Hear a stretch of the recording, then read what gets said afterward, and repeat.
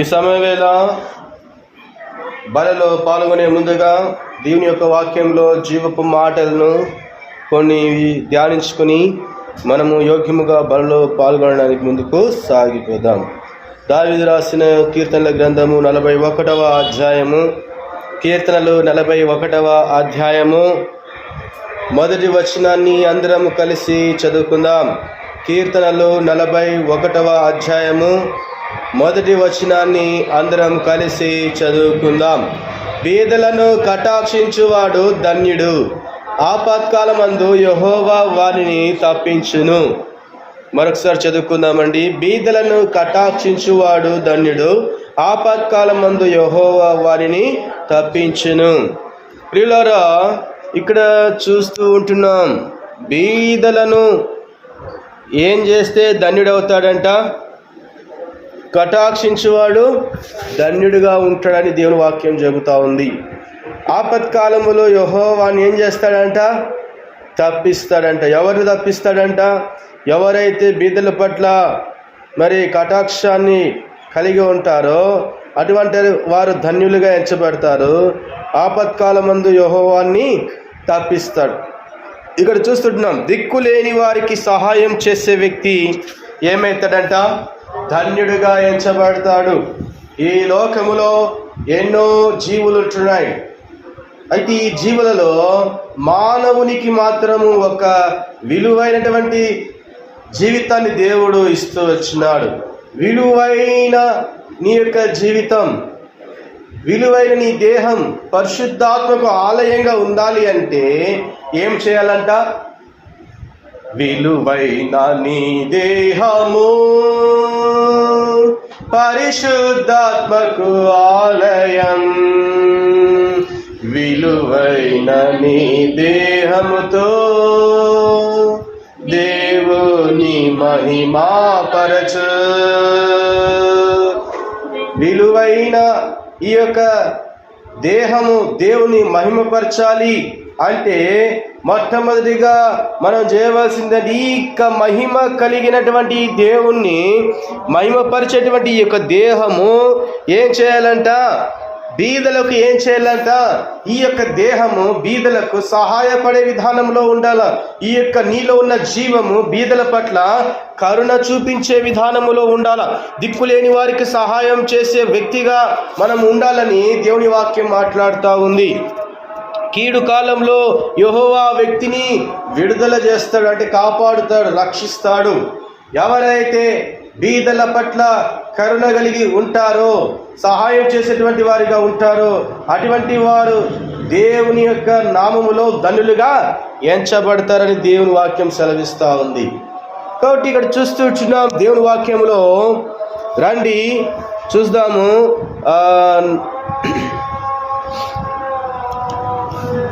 కీర్తనలు 40వ అధ్యాయం 12వ వచనం చదవండి. లెక్కలేని అపాయములు నన్ను చుట్టుకొని ఉన్నవి, నా దోషములు నన్ను తరిమి పట్టుకొనగా నేను తల ఎత్తి చూడలేకపోతిని. లెక్కకు అవి నా తల వెంట్రుకలను మించి ఉన్నవి, నా హృదయము అధైర్యపడి ఉన్నది. చూడండి, లెక్కకు అవి నా తల వెంట్రుకలను మించి ఉన్నవి. ఏం మించి ఉన్నాయంట? ఏంటి అవి మించి ఉండేది? మరి ఈ లోకములో సంభవించేటువంటి దోషములు, పాపములు, అపాయములు అన్ని చుట్టుకొని ఉన్నాయి. నా జీవితంలో చుట్టుకొని ఉన్నాయి. వాటి నుండి మనము రక్షింపబడాలంటే మనము ధన్యులుగా ఎంచబడాలా. ధన్యులుగా ఎంచబడాలంటే కరుణ అనేది, దయ అనేది మన జీవితంలో ఉన్నదా? కాబట్టి ఇక్కడ చూస్తూ ఉంటున్నాం, యేసు ప్రభు జీవిత అనుభవాలలో నెరవేరిన ఒక మాట ఈ కీర్తనలో ఉంది. 9వ వచనం చూడండి. 9వ వచనం,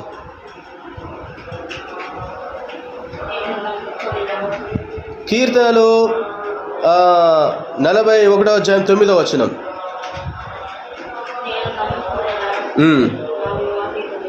నేను నమ్ముకునే నా విహితుడు,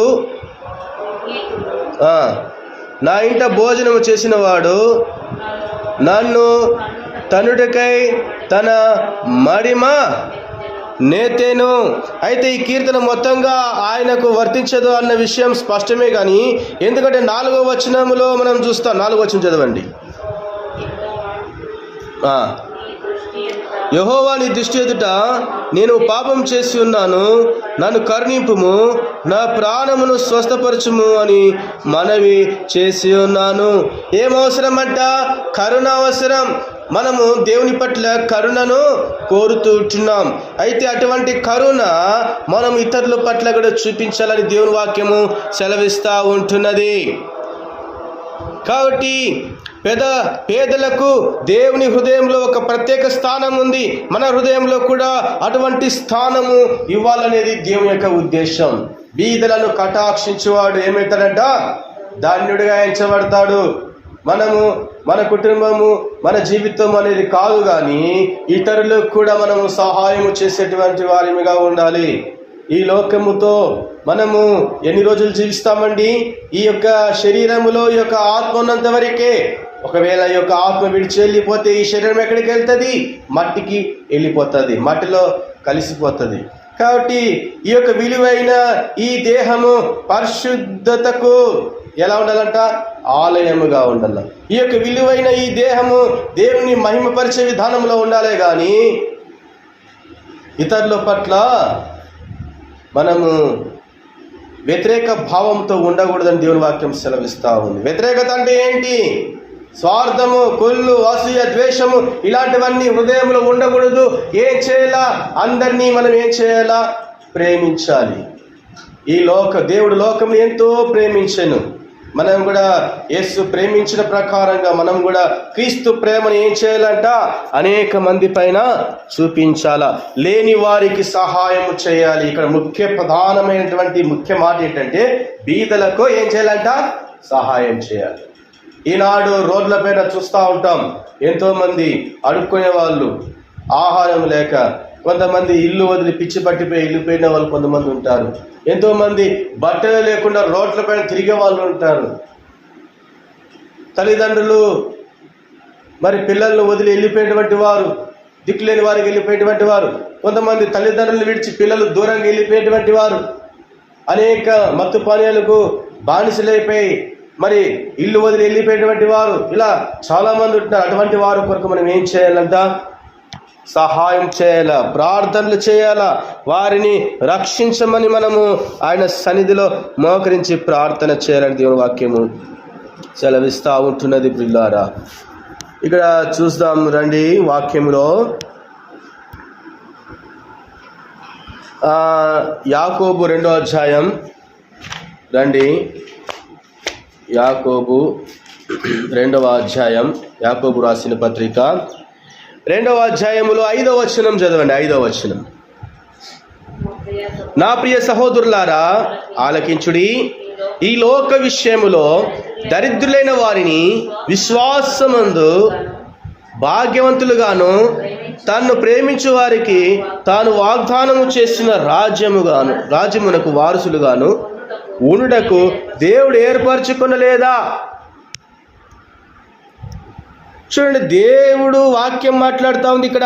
నా ప్రియ సహోదరులారా వినండి, దేవుడు ఈ లోకంలో ఉన్న బీదవారిని విశ్వాసం విషయంలో భాగ్యవంతులుగా, తనను ప్రేమించే వారికి వాగ్దానం చేసిన రాజ్యానికి వారసులుగా ఎన్నుకోలేదా అంటే ఎన్నుకున్నాడు. అటువంటి వారి దేవుని రాజ్యం, బీదలకు సహాయం చేయాలా, బీదలను ప్రేమించాలా. ఈ లోకంలో తినుచు త్రాగుచూ సుఖిస్తూ ఉంటున్నాం, కానీ ఇతరుల వారి కొరకు మనము ఆలోచన చేయటం లేదు. అయితే దేవుడు ఆలోచన చేస్తున్నాడు వారి పట్ల దేవుడు చింతిస్తున్నాడు. నేను నీకు రక్షణ ఇచ్చినాను, అయితే ఈ యొక్క రక్షణ ఎవరికే ఉండిపోయింది. ఈ యొక్క రక్షణ నేను ఇచ్చినటువంటి యొక్క కృప ఆశీర్వాదములు అనేక మందికి పంచిపెట్టవా? అనేక మందికి మరి ప్రయాసపడవా అవి దయచేయడానికి? మనం ఎప్పుడైతే ఇతరుల క్షేమం కోరుతామో, ఇతరుల విషయంలో మేలు కోరుతామో, దేవుడు మన పట్ల ఎంతో ఆశీర్వాదాలు కుమ్మరిస్తాడు. కాబట్టి ఇక్కడ చూడండి, 6వ వచనం చదవండి. యాకోబు 2:6. అయితే మీరు దరిద్రులను అవమానపరచుదురు, ధనవంతులు మీ మీద కఠినముగా అధికారం చూపుదురు, మేము న్యాయసభలకు ఈడ్చిన వారు వీరే కదా. కాబట్టి ధనవంతుడు దరిద్రుడు అనే వ్యత్యాసం ఉండకూడదు ప్రియులారా. యేసు రక్తంలో కడగబడిన వారు అందరూ ఒక్కటే, ఉండేది ఒకే పరలోక రాజ్యం ఒకటే. అక్కడ పేదవాడు బీదవాడు అనేది, ఆడ ధనవంతుడు పేదవాడు అనే వ్యత్యాసాలు ఉండవు, అందరూ సమానమే. ప్రభు సమానంగా అక్కడ ఒక దినమున మనం ప్రవేశిస్తామైన రాజ్యములో.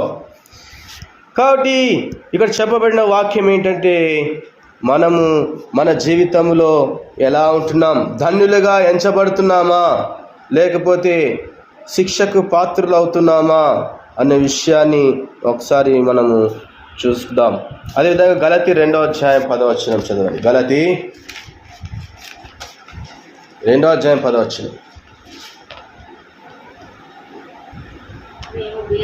మేము బీదలను జ్ఞాపకము చేసి కొనవలని మాత్రమే వారు కోరిరి, అలాగూ చేయుటకు నేను ఆసక్తి కలిగి ఉంటిని.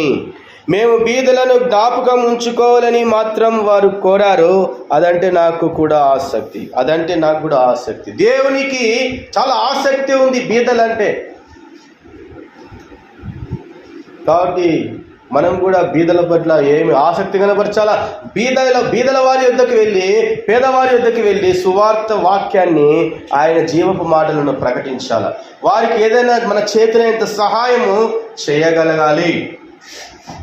ఉన్నవానికి పెడితే ఏమొస్తుంది? లేనోనికి పెడితే దేవుడు ఆశీర్వదిస్తాడు. కాబట్టి మనమే అభివృద్ధి కాదు, కానీ ఇతరులు కూడా అభివృద్ధి చెందాలని మనం ఏం చేయాలా? భౌతికంగా కావచ్చు, ఆత్మీయంగా కావచ్చు, అన్ని విధాలుగా ప్రభు చెప్పిన మాట ప్రకారం మనం లోబడుతూ ప్రతి ఒక్కరిని మనం ఏం చేయాలా? సమానంగా చూడాలని దేవుని వాక్యము సెలవిస్తూ ఉంది. చూడండి, సామెతలు 14వ అధ్యాయం రండి, వాక్యంలో చూసుకొని. సామెతలు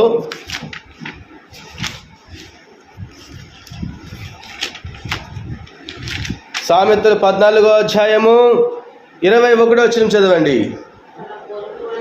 తన పొరుగు వారిని తిరస్కరించేవాడు పాపం చేయువాడు, బీదలను కటాక్షించేవాడు ధాన్యుడు. ఎప్పుడైతే సాటి మానవుణ్ణి తిరస్కరిస్తావో అప్పుడు పాపం అనేది వారిలో ప్రవేశిస్తారు. అటువంటి పాపాత్ములుగా ఎంచబడతారు. యేసునామములో ఎవరైతే బీదల పట్ల కటాక్షం చూపించుకోకుండా ఉంటే అటువంటి వారు పాపాత్ములుగా ఎంచబడతారు. పాపులు ఎక్కడికి వెళ్తారండి? నరకానికి పాత్రులు అవుతారు. ఓ నా సహోదరుడా, ఓ నా సహోదరి, ఇక నుంచైనా మారు, బీదలకు సహాయం చేయి, పేదవారి పట్ల కరుణ చూపించు, వారికి నీ చేతనైన కొలది సహాయము చేయి, వారికి నీ యొక్క సత్య సువార్తను ప్రకటించు, వారిని మందిరానికి నడిపించు, అనేక మందికి జీవపు మాటలను ఉపదేశించు. ఎప్పుడు నేను, నా ఉద్యోగం, నా కొడుకు, నా కూతురు, నా ఇల్లు, నేను బాగుండాలి, ఇది కాదు. దేవుడు కోరుతుంది ఒకటి, సహాయం చేయమంటున్నాడు దేవుడు. ఆర్థిక సహాయము చేస్తూ, భౌతికమైనటువంటి అవసరాలు తీరుస్తూ, ఆత్మ సంబంధమైనటువంటి వాక్యములు కూడా బోధించాలి. అప్పుడు దేవుడు ధన్యుడిగా ఎంచుతాడు. కాబట్టి మనం ఏ స్థితిలో ఉంటున్నాం? బలలో పాల్గొనాలి అంటే మనము ధన్యత్వంలో ఉండాలా. పాపులుగా జీవిస్తూ బీదల పట్ల కరుణ చూపించకుండా మరి పాపాన్ని మూట కట్టుకొని అయోగ్యముగా బలలో పాల్గొంటే శిక్షా విధి కలుగడికి మనము అనేకమైనటువంటి ఉగ్రతలకు గురి కావడానికి మనము బలలో పాల్గొనే వారిగా ఉంటాం. అటువంటి స్థితిలో ఉండకుండా సాటి మానవుని తిరస్కరించేవారు పాపులని దేవుని వాక్యం సెలవిస్తూ ఉంది. బీదల పట్ల దయ చూపేవారు ధన్యజీవులుగా దేవుని వాక్యం సెలవిస్తూ ఉంది. ప్రియులారా, బీదలను మరి ఏం చేయాలి? మనము సహాయం చేయాలి. మరి ఏం చేస్తున్నాం? మనము బీదలకు సహాయం చేస్తున్నామా? ప్రేమిస్తున్నామా? ఎలా ఉన్నాం? సరి చేసుకుందాం. చూడండి, లూకా సువార్త 6వ అధ్యాయము. లూకా సువార్త